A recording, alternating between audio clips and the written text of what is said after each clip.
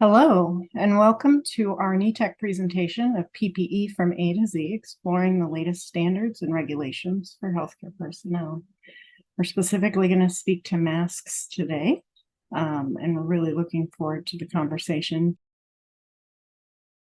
NETEC's mission is to set the gold standard for special pathogen preparedness and response across health systems in the United States. The goals of driving best practices, closing knowledge gaps, and developing innovative resources. In 2015, recognizing the national need for additional biocontainment unit beds and laying the groundwork for a broader special pathogens response network, Health and Human Services designated 10 regional emerging special pathogen treatment centers, or RESPECTs, throughout the country, and charged NETEC with supporting the advancement of regional preparedness. In the past year, HHS designated 3 additional sites, bringing the total number of RESPECTs to 13.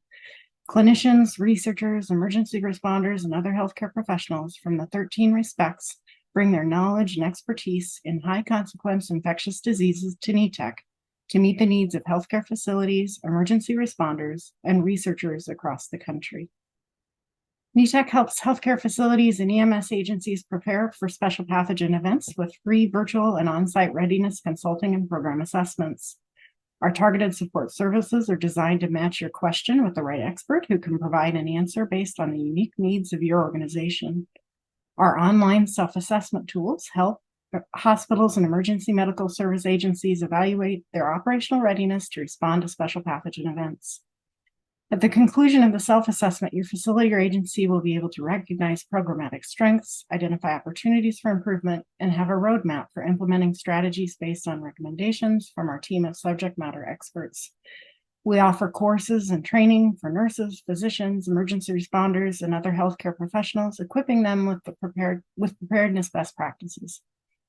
NETEC delivers education and training through webinars, podcasts, and in-person online courses. Online courses are free and self-paced, and many of the courses and webinars are available to take for continuing education credits. We host an online repository of resources and tools that can be easily downloaded and shared for use in your organization. The Special Pathogens Research Network has created an infrastructure to improve readiness for conducting rapid clinical research related to special pathogens in the United States, and provides researchers with training, tools, and resources to quickly understand clinical syndromes and study effective treatments and clinical management strategies. NETEC's International Partnerships Program convenes representatives from around the globe to share best practices and experiences with special pathogen outbreaks, with the goal of establishing a strategic international collaboration to advance U.S. and global special pathogens preparedness. So our agenda for today is we're going to initially start and ask Jeff Stull to share some fundamentals for medical masks, talk about the types, purpose, approval, and testing, all of these really important concepts. And that will kind of set the groundwork for our conversation later. Our panel, Brooke Henriksen is here today, but a little under the weather in terms of speaking, and so she will be here in spirit and helping with Q&A.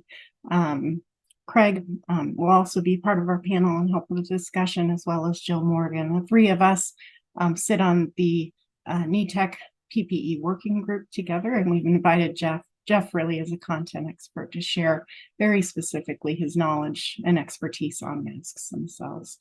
And Jill leads our group, and as I said, we'll be monitoring the Q&A throughout the session and looking for your feedback. So go ahead and let Jeff get started. Well, thank you, Beth, and thank you for inviting me to speak to you all today. I'll be giving you some background on medical masks, and this has to do with a lot of things. Obviously, the idea of masks has taken on a greater importance since COVID-19, and certainly it's helped us to understand what they do and what they don't do. What I'll be going over, I'll be giving you how they're defined, what their purpose is, a little bit about their history, how they're tested, classified, and some aspects relative to their use. So if I go to the next slide, we'll start to dig into this. So what is a medical face mask? Well, the word mask is used for describing a whole variety of things that you put on your face. It could be a face mask that's a face shield. It could be a barrier face covering or face covering. It could be a respirator. But what we're talking about today are medical masks. Some of you may refer to them more aptly as surgical masks or isolation masks, and we'll get to that in a minute. But this is how the FDA defines one of those products. It's loose fitting, meaning it doesn't seal to the face. There's obviously materials between your mouth and nose and the outside environment. And these materials will block certain particles and droplets and sprays to varying degrees of effectiveness. But historically, principally, these products have been used as a means of source or infection control, meaning that they prevent what you're breathing out from contacting other individuals or from causing the spread of infection. If you go to the next slide, we'll talk a little bit more about how this transition has occurred for what medical masks are. So some of you may remember many, many years ago, products that were used in surgical theaters and whatnot may have been cloth. And of course, what happened was a whole realm of product came into the marketplace that primarily is used non-woven materials, disposable products, lightweight, and these were primarily used for protecting the patient. So it really wasn't an item of personal protective clothing at all. It was actually something used for source control to prevent infection from spreading from a healthcare provider to an individual patient. But that changed with the bloodborne pathogen regulations that came out towards the end of early 1990s, and subsequent to that, concerns arose, and these products took on a role of personal protective clothing and equipment by being a item of protecting the individual healthcare provider. This is where fluid resistance requirements were incorporated, and so this carried the product a little bit further in how it was defined and its ultimate utility. But more recently, we learned, obviously, through the pandemic that there are varying degrees of effectiveness for various things that you put onto your face in terms of how they may prevent you from being exposed as well as exposing others. So there has been this transition of utility or function of this product. So let's look to the next slide and talk about the types of medical masks. So terminology is important. And again, we call things masks, anything we put on our face. And some of you may refer to these as surgical masks or isolation masks. There are some conventional differences. Some of these differences in terms of terminology aren't necessarily standardized. So typically, surgical masks, for example, have independent ties that go around the back of the individual's head. And this allows that mask to fit a little bit better than one that may rely on ear loops. But that isn't entirely standardized. And in fact, the fact is that these products, obviously, if it's used in surgery, will also have the extra degree of being sterilized before use in terms of the packaging and the way that it's provided to healthcare providers. But then there are these other products that may be referred to as isolation or procedure masks. And again, they are typically indicated as having ear loops, and they're more predominant. They may also be used by the general public. Sometimes you may come across the term of dental mask, and you may think, well, is there something different here for dentists or other dentist assistants and personnel? And the fact is, these are generally the same thing. They're just more or less marketed primarily for that profession or sector of healthcare. And some of these masks have other features that, again, often are not standardized. So, for example, the lower left diagram or picture shows a face shield that's incorporated. So it's a plastic shield, it's relatively lightweight. It helps provide some eye and face protection from direct spurts of liquid or fluids that may be potentially infectious. And then there are some products out there that have shields built into transparent windows so to help individuals see a person's mouth, and some of those have been cleared by the FDA. So there are different products out there, and the terminology that's probably more important and most inclusive is a medical face mask. If you go to the next slide, we can see some other aspects of these products. So, first of all, the these are simple products. They're generally made on machines. There are different bolts of material that feed into the machines to line up the different layers, and they're stamped out in terms of being cut and pressed together to form together. And sometimes there's individual pieces of equipment by which the ties are either welded on or attached by adhesives. There's pleated constructions are the most common. And again, there's multiple layers here, and the layers are usually not identical. There'll be a layer that's more repellent on the exterior side for fluid protection purposes, and one on the interior side that may be more wicking.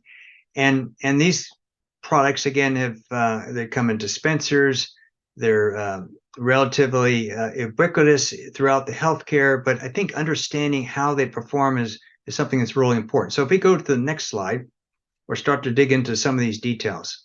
So first of all, we hear this term often, FDA approved. And in the realm of medical devices, it's not that the FDA approves things as much as they clear them for use. I know that may sound a little semantical, but what happens is that the FDA has different classifications of medical devices based on the risk. The devices where the greatest risks are involved are class 3, the lowest risks are class 1. Medical masks are class 2 medical devices, and as such, the FDA uses recognized standards to assess their performance and review the information provided by the manufacturer. If that's satisfactory, these devices are then cleared for use. Now, what's a little bit tough to fathom is that when this clearance happens, manufacturers, by the way, are required to pay the FDA to do this, and they have to register their facilities, both as a manufacturer and distributors, and list the products that are cleared. But the website that the FDA has says that the appearance of a product on their listing and registration website is by no means an endorsement, or for that matter, an indication that the product is appropriate. So it's a little bit of a juxtaposition in terms of that information. And what's also complicated is that you won't see an FDA logo on a box or dispenser of masks because the FDA prohibits that. You won't see someone being able to make a claim that they're FDA approved. So it's a little bit difficult sometimes to figure out what's really a legitimate product and what's not a legitimate product. And unfortunately, the system probably could be improved a little bit towards that end. If you go to the next slide, though, we'll see that there is a standard, and this is a standard that's been in existence since actually the early 2000s, and in particular, it establishes a standard for these products, but not the products, but the materials used in the construction of the products. So what's tested is the efficiency of these materials in filtering both bacteria and particles. And by the way, there's been a lot of changes of late, knowing what we have learned from COVID as to any changes in these classifications and performance assessments. But in essence, we have an assessment of filtration in two different ways. We also assess how difficult it is to breathe through the product. That's referred to as differential pressure. So if there's a pressure drop across there that's really high, that means it's hard to breathe across that mask. We have the fluid resistance requirement that exists. They're tested for flammability and biocompatibility. But there are things that are not assessed in this standard. For example, we don't assess the fit of these products for either sizing or leakage. These are products that will leak. They're not tight to the face. So sometimes when people breathe, it'll take the path of least resistance. The little pockets on the side on some people's faces when these masks are worn will allow for the exit, and for that matter, the intrusion of contaminated air either going out or coming in. We don't look at ways that they're retained on the head. In other words, do they have certain strength for the straps or elasticity? We don't look at the bioburden. They're not tested for certain restricted substances, or the face shields, when those are present, aren't evaluated as well. So lots of limitations in the testing, but this is the standard that does exist for this product. from the American Society of Testing Materials, now known as ASTM International. And it involves a group of individuals that come forward. We always hope to have more end users in this process, but we have a broad-based, balanced participation.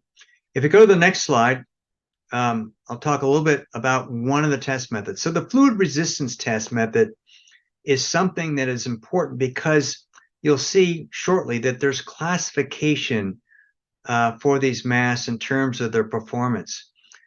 One of the tests that's used that was developed in the late 1990s is a fluid resistance test. So you see a test apparatus pictured to the left photograph there. There's a mask mounted. This is a device that shoots out a stream of blood at a certain pressure, a certain volume. And it's a very straightforward test. Obviously, the machinery that accomplishes that is fairly complex, but the actual conceptual approach used here is you have a spurt project against the mask. You look at the other side. If you see the blood going through, then it's a strike through. By the way, we're using synthetic blood that mimics the characteristics of actual blood and surface tension, viscosity, and other characteristics. But we use this test to look at the fluid resistance, and this is again what defines a mask as personal protective equipment. We also have different classifications based on the pressure. So if we go to the next slide, what you'll see is a system of classification where 3 different levels have been established. You can see that some of these have the very same levels of particulate and bacterial efficiency. You also can see that there's different levels of fluid resistance, the resistance to penetration by synthetic blood. And there's nothing standardized about how these levels are to be used, which can be confusing. The levels that I show, levels 1, 2, and 3, level 3 being the highest, are indicated as differences for products, but various groups describe these differently. So for example, one group looks at this as a level 3 is where you have a high level of fluid exposure potentially, and a low level, level 1, and something in between for level 2. Others have defined these levels as being consistent with the type of pressure that's used to project that, whether it's from an arterial bleed or a vein bleed or some kind of very adverse situation. And then some people look at it functionally as to where these masks might be worn. And this is something we'll want to, and Beth is going to cover this in more detail as we go through the remainder of today's talk. So if we go to the next slide, this is where I'll be ending my formal presentation today, but there's a couple of things I want to point out. What we're trying to have you understand today is what these products are. So what is it that they do and how can they be properly used? Because it doesn't matter how we test these products. If these products are not worn properly, then they're not going to provide the functional performance that you need when you need it. One thing to point out is that these are not respirators. They have some tests that are similar to how respirators are tested, but they're not sealed against the face. There's no fit testing of them. There are features that can be used in conjunction with these products where people wear double masks or they put some kind of brace over them that can help, but that still doesn't make them a respirator. Also, these are single-use products. These are products that are intended to be disposable. Now, obviously, that took a different type of perspective when they were limited in supply, but they are intended for single use because as they pick up moisture, they become a little less effective. And obviously, breathing humid air through them can lead to those conditions. And certainly, if they're soiled, become dirty, contaminated, damaged, they become difficult to breathe through, they need to be replaced. And that frequency will depend very strongly on the circumstances. So as I already pointed out, we do know that these are products that, because they're based on certain types of media that provide filtration effects, moisture affects those filtration effects over time, not immediately, but over time as they become wet, they will become less effective. So hopefully this will leave you some general understanding for the fundamentals of masks, and I'll turn it back over to Beth to continue on. Thank you. Excellent.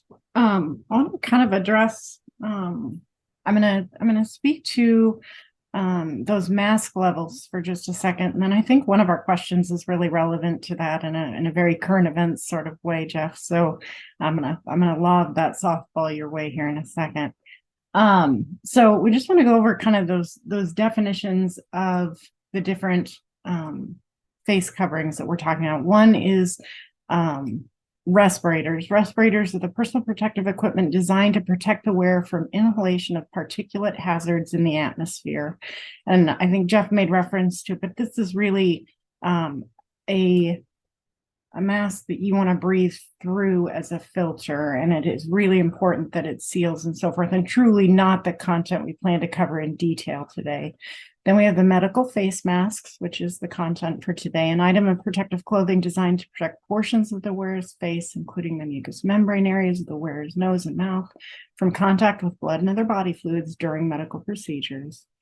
And then as a third category, just because it may enter into the conversation, is barrier face coverings, a product worn on the face specifically covering at least the wearer's nose and mouth with the primary purpose of providing source control and to provide a degree of particulate filtration to reduce the amount of inhaled particulate matter.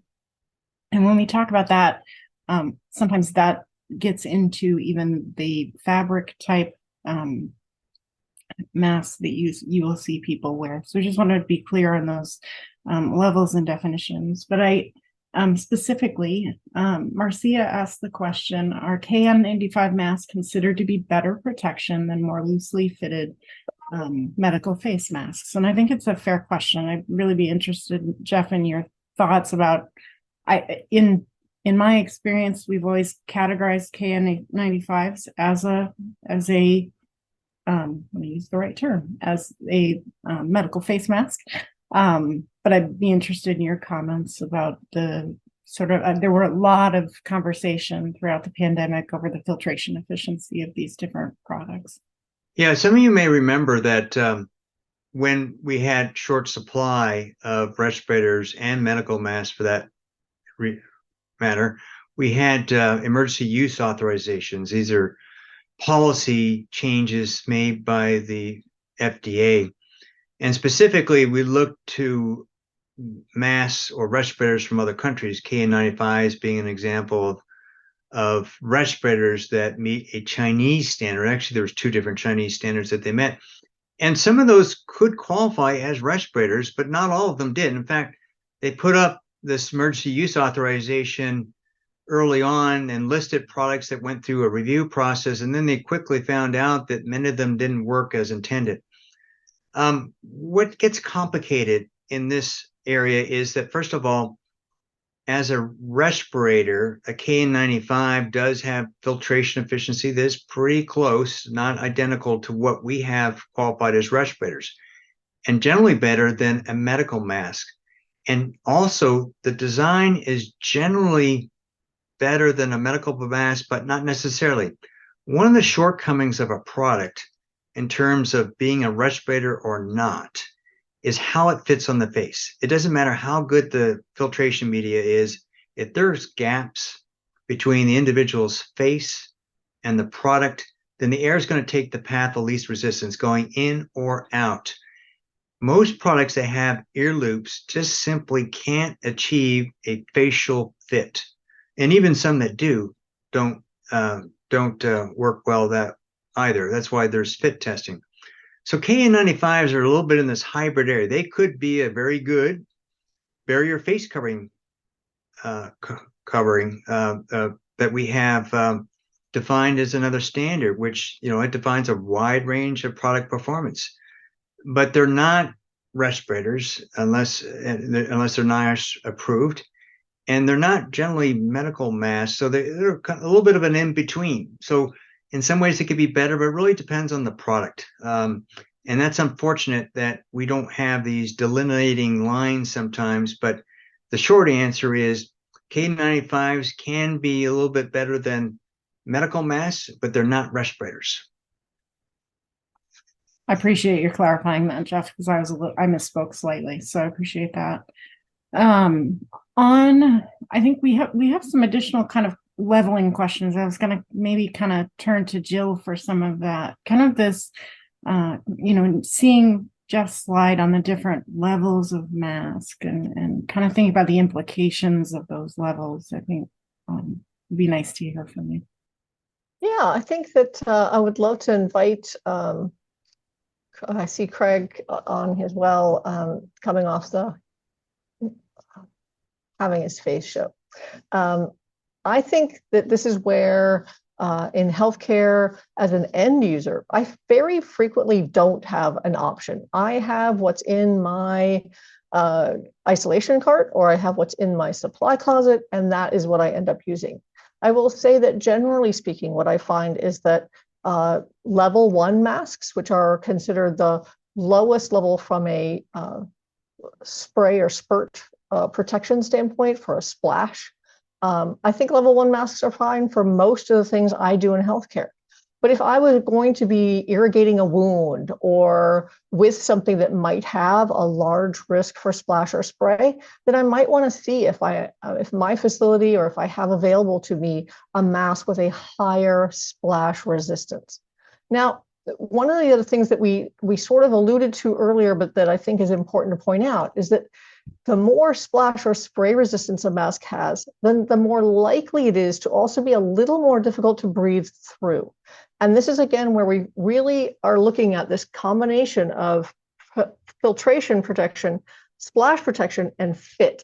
So if I get a mask that's too difficult to breathe through because it's like really well protective on the outside, or if I've doubled up my mask or covered it with something else, then I'm more likely to have air going around my mask, and that's going to defeat the purpose. So I really like to think about what I'm going to be doing and what I might need protection for. If I think I'm going to have a splash or spray like that, what I'm more likely to reach for is a face shield. So consider a mask, a level 1 mask and a face shield, as a really good level of protection against many splashes and sprays.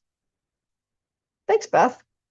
And I would like to hear if Craig has sort of a different perspective on where he might see different levels of masks being used in healthcare. Yeah, thanks, Jill. Insofar as the different levels of mask are concerned, I want to go back to your earlier point. You use what you have available. When things were tight, we didn't necessarily have all the options that we're talking about today, but fortunately, supply chains for all of us has begun to improve. So one, understanding what levels are available to you, not just when to use the level, is an important first step. And clearly, I think you've answered the question in part already by saying the higher the risk, okay, then the higher the level of mask that should be worn, given the fact that I have the option. If I'm going in to do an intubation of an already with a patient that's already in pulmonary edema, who's a special virus, special hemorrhagic fever patient, then I'm going to want that higher level of protection, both from a respiratory protection, but I want to reinforce your eye protection. Oftentimes is equally important to limiting risk too. And as Jeff and you've alluded to, whatever you wear, it's got to fit properly, or you've defeated the purpose of grabbing the level that you did.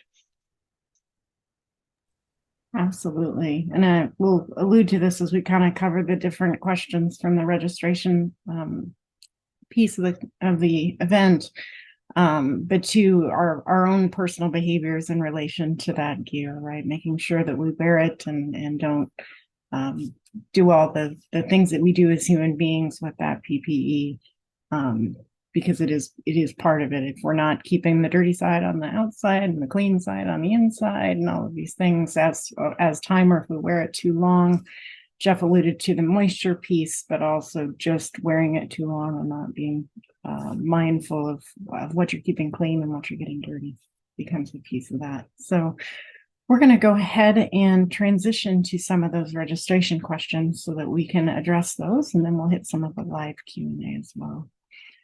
So there were several questions from the group on expiration dates, and so just wanting to address that with all of you. And I'm open to whoever would like to answer. What should be done with expired masks, or what is important when considering potentially shelf life extension on said masks. I think both of those things are really important to think about. I'll go first. Yeah, go ahead. Craig's answer would be, don't be surprised. So constantly checking your inventory so you don't grab an expired mask is an important first step. Replacing what you just discarded because it's outdated is the important second step. But then what do you do with the expired mask itself, or the box of masks? Oftentimes is, in our case, we don't throw them away for sure. We'll hold on to them if for no other reason than for training, which from a respect or a frontline hospital or from a treatment hospital perspective is something that we're supposed to be doing on a regular basis. So there becomes our source supply, if you will, to do the training in the right way, but not have an excessive budget cost for providing that training. Jill, your turn. Thanks. So I think one of the things we don't know is what is the significance of the expiration date. So I think many of us during COVID in these last 3 years probably pulled out an N95 that you wondered, where the heck was this stored? The elastic isn't elastic anymore. And so we really don't know to a great extent what an expiration date means when we're talking about something that's pretty stable and inert, like a regular medical face mask. But you might find that the elastic is not as stretchy. You might find that it doesn't respond as you would expect it to as you stretch on things. And this is the problem. We don't always know how things are stored. And certainly if you're able to store things in a temperature controlled, humidity controlled, and light controlled environment, we know that it's these things can last for quite a while.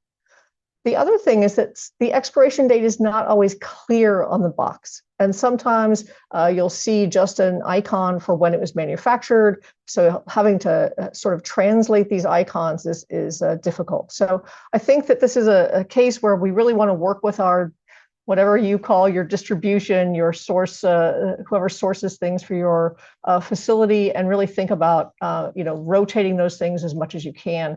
And I would concentrate on having a stock that you feel like is reliable, that fits your staff, and that people are willing to use. And then I think as we go through and into yet another respiratory virus season, I suspect that we're going to be using them faster than they can expire. And I just want to add, Jill, that all these are great points. So managing the inventory, obviously looking for telltale facts if there's problems. But I will tell you is that there's no standardized way by which manufacturers establish that expiration date. And I know that kind of comes like you have something in food. Well, it's 2 days past. Is it okay? Is it not? Right? This is kind of the same thing. Obviously, you have to use judgment. And if there's telltale signs, obviously, or if it wasn't stored correctly, it was in some hot, unconditioned storage space, then maybe that creates some greater concern. Obviously, when you need something, you should use something, you should try to use something. But again, managing the inventory, being aware that those storage lives may have a little bit of play in them.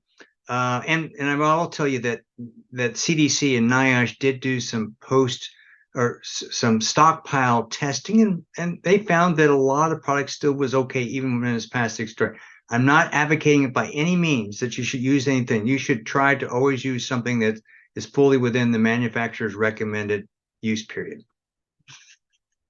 Agreed. That's really an important point.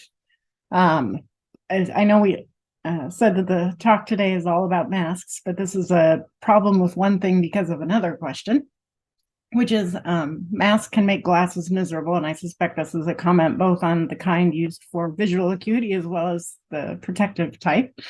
How can we prevent the fogging that masks create? Anybody have any great solutions? Well, as a glasses wearer, I will say the one thing I have found, there are some masks that have a little sort of a film membrane that kind of sticks to your face as opposed to sticking to the mask. And I have found those pretty effective, but the flip side of that is that's not what my facility stocks. So those are masks that I end up purchasing myself so that I can wear them and not end up with my glasses fogging all the time. I think that you will find that the more you can get something that fits to your face right under your glasses is helpful. I have tried the stuff for scuba snorkel masks. I've tried, I hate to say it, I've tried the spit on the inside. I still think that, especially being of a certain age, I just get really warm and my glasses fog. So for me, it really does sometimes require me to step out, dry off my glasses, reposition my mask, do some hand hygiene, and go back in. Very good. Excellent, excellent answers. I know most of the big box stores anymore generally have, if they have a glasses store, they have the anti-fog sprays you can use. So another option as well. I know that somebody had suggested along the way, can I use shaving cream? I'm curious as to, has anyone in our audience used that as the alternative to the anti-fogging and the periodic wiping suggestions that we've offered in this conversation so far? You know, the place that I have heard that is when we were at Nebraska, we were training some of the National Disaster Medical System folks, and that was where that suggestion at least had come up for me. Is I have to believe them because that's what they had at the time to use. So I wonder if that makes my glasses smell minty or whatever that is that you usually get in shaving cream. All right. It may. Bonus solutions, right? So, question, how can we address personal protective equipment fatigue? How can we engage workers to use PPE correctly? I have a few comments on that, which I can kind of put out here. One of the things that we've looked at over time with some of the research that I've done is helping people think about really reflecting on their PPE use. And it probably gets back to that behavior piece of how to make people perform better.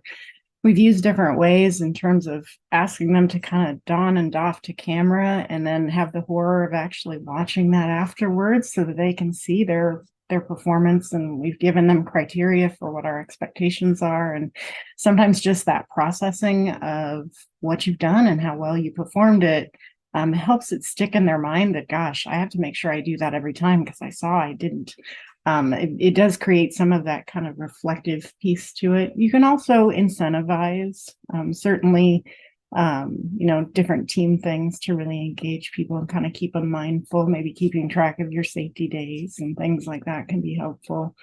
And then I think just the other piece is within the culture of your group, really having that really even opportunity to call out to a peer and say, look, you're not being safe. I think engaging and making sure that is your culture, regardless of your position on the team, I think is a really important piece. Whether you're a biocontainment unit or you are an ER or a med-surg unit or a dentist's office, I don't really care. It's just having that safety piece is consistent across the board for your team.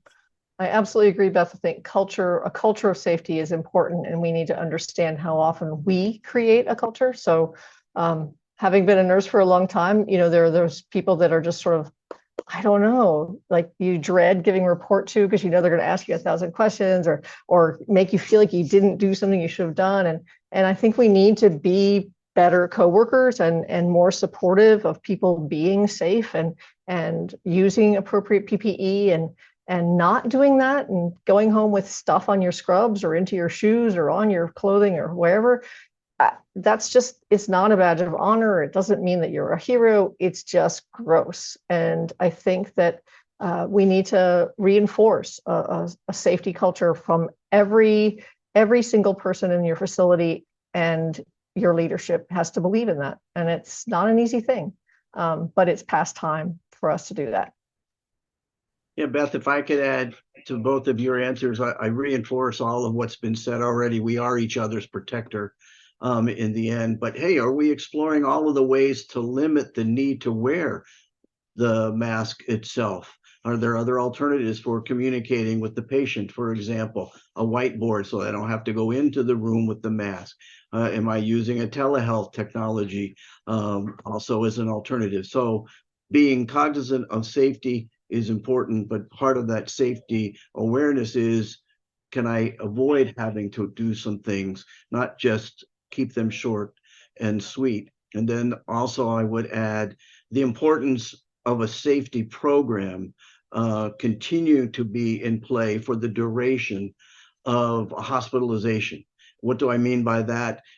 We all saw, rightfully so, I might add, COVID fatigue showing itself in a number of ways, but that shouldn't keep us from periodically sending out the email, periodically in the safety huddle, reinforcing, periodically also as each other's protector, as you said, not being hesitant to say something to our colleague when the mask is kind of below the level of the nose or it's hanging from the ear when they were about to go into the room. These things all matter. Another really good question here about should source control be part of standard precautions? And I have some thoughts about that around the challenge of when in COVID, when we decided to do source control for everyone in the hospital, at some point you have to undo that. So I'm interested in people's comments about that. I always think of it as a potential tool for standard precautions, depending on the risk of the situation. But I think your question is more along the lines of, is it simply just part of our new healthcare ensemble, so to speak? I think that's a great question and something I'm not sure we have an answer to yet. I think one of the things that really came out of the mass availability of COVID testing during the pandemic was the frequency of asymptomatic folks that were positive with COVID. And I think that with that data, it is difficult to know when you should be wearing a mask as source control. When am I a source of infection? When am I a source potentially, and sort of trying to address Kathy's question in Q&A, I don't want to make someone else sick. We have a huge oncology population. We have more people than ever in our communities who are immune compromised because they are going through cancer treatments, or they've had a splenectomy, or they're on high dose steroids, or they have some other medical problem that's none of my business, but that they need to be protected from. So I think that it may not be too far a stretch to say that it's reasonable if you're around these people who have a special reason to be cautious and protective, that you do everything you can. And to me, that does mean a source control mask. I wouldn't hesitate to wear a source control mask in a neonatal intensive care unit or into an oncology unit. And where do we draw those lines? So I don't know that we have an answer yet about it being added, for instance, to standard precautions, because that has a lot of other implications, right? It's extremely expensive. You're talking about a huge amount of waste in medical devices. But I absolutely think that we do owe it to folks to do no harm. And that might mean wearing a mask. Beth, if I could add to what Jill said, and I totally agree with those comments. One, oftentimes we defer to the CDC as the ultimate advisory body. And as important as they are, they've been known to be wrong. So following those instructions to a point is important. But so too, I think we need to be mindful of the team play that needs to occur within each of our facilities, involving infection control, involving our safety officer program, involving our executive clinical leadership, both from a physician APP as well as a nursing perspective, so that it's not always just left to the individual provider to have to make that decision. They're getting some guidance that they can trust and that they'll respect. Yeah, and just to share, Brooke had a comment about the fact that, whatever the expectation is for standard precautions, there's no rule against adding additional protective equipment for a risk if you perceive it. And so always know that it's totally fine. In fact, one of the questions we had in my list from the registrations was about complex patient care situations, and there's myriad of them, from dementia units, prisons, pediatrics, behavioral health. I can tell you that if you may decide to up your level of personal protective equipment simply because the situation demands it. And so, and that those types of situations are totally fine. Sometimes we cannot do the typical things we would do on a standard unit. And so those are good things. We made reference to it earlier, and I think it's just kind of important to call it out. When might double layering a mask be an important? I know Jill mentioned it, and so just to lay out for sure for people when double masking might be a good idea. I'm going to let Jeff start this, and then I'll just see if there's anything I have to add, but I suspect he's going to handle this just fine. All right. Well, so double masking was indicated, I think, originally as an emergency type approach to make a bad mask perhaps better. And I'll say that lightly only because there was some evidence to show that there was improved performance. But it's already been pointed out that one of the key things for wearing any of these products is that you can function and you're comfortable breathing through it. So as you add layers, obviously you're adding resistance. And in some cases, what that does, and Jill pointed this out, is when you start to constrain that airflow going through the multiple layers, it's going to find another pathway, and that's going to be around the edges.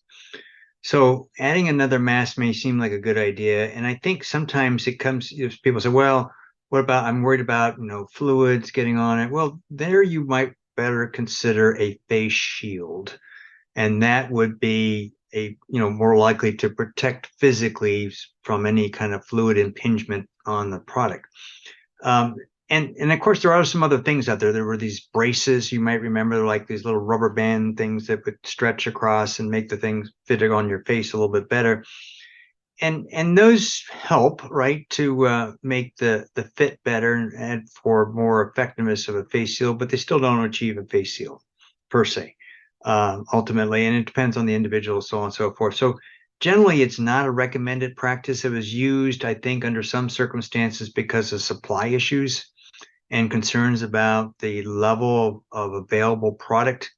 But in where you do have existing supply, it's best to use the products as intended in the configuration in which they're intended. So if you really need that, you really should step up to a respirator or some other higher performing product. Jeff, I think you covered it. Go ahead, Craig. Yeah, I was going to ask Jeff a question. For many years when I worked in the ER, I love seeing kids, but wearing a mask can be kind of scary, particularly for the younger age. So one of the things that I used to do was I would wear what I'll call the primary mask, but over top of it, I would put a second mask.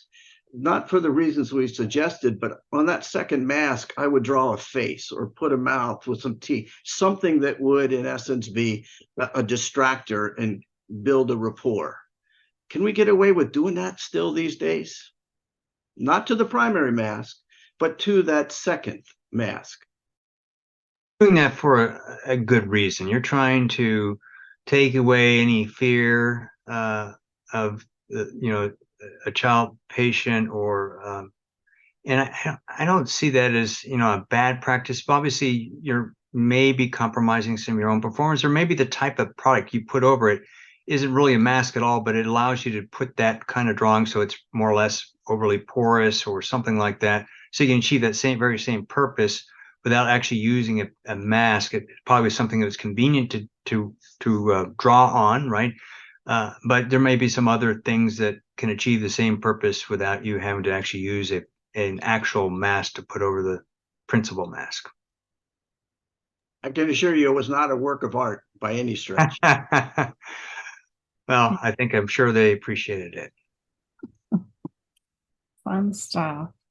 All right. I think we've hit most of the weeded out questions that I had from the registration list. Do you have any more from live today, Jill, that we'd like to my goodness. Yes, of course we do. And I'm really, some of these are tough, right?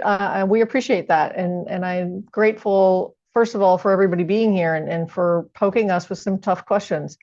One of the questions that came up, I think, a couple times in the Q&A today, it sounds like an easy one, but I'm going to pose it to to our group and see where we land.